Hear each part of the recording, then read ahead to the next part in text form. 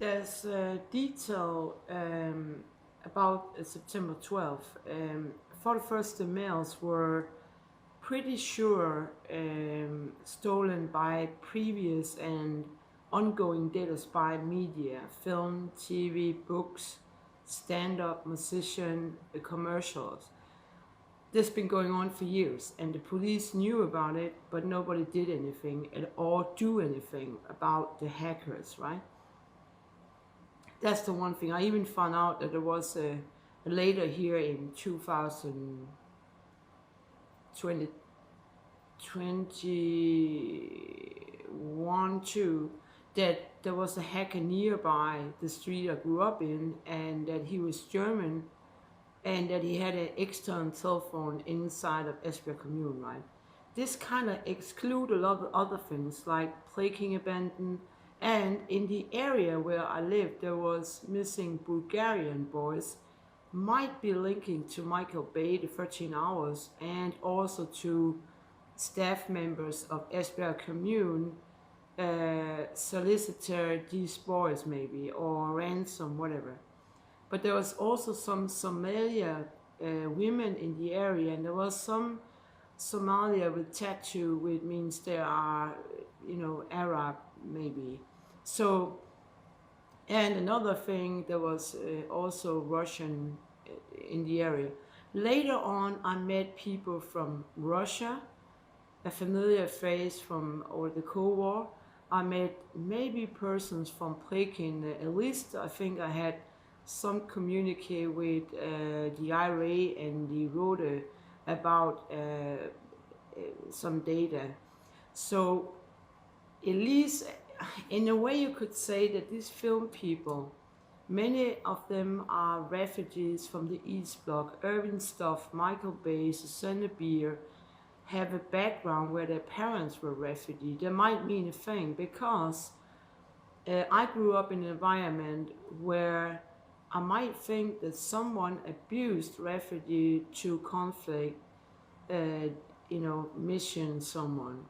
I also think there is a link to Ireland, and all of that war, conflict, and maybe also mafia. And there's definitely a link to copy market and Egmont concern. Egmont concern is the second biggest film TV magazine in Denmark, linking on the George US, and also linking to my concept for a magazine Euroman, and also the perfume flacons, right?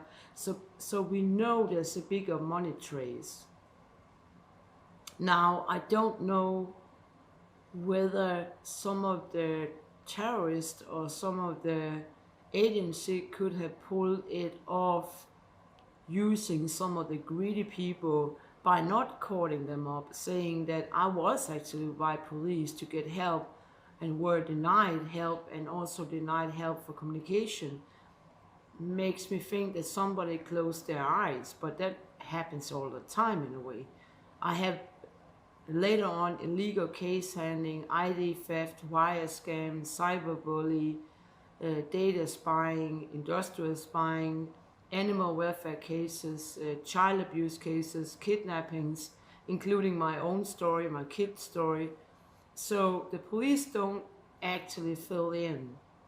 So in a way I could say that it looks for me more like a money, entertainment, crime and copy market than it looks like genuine some kind of terror attack.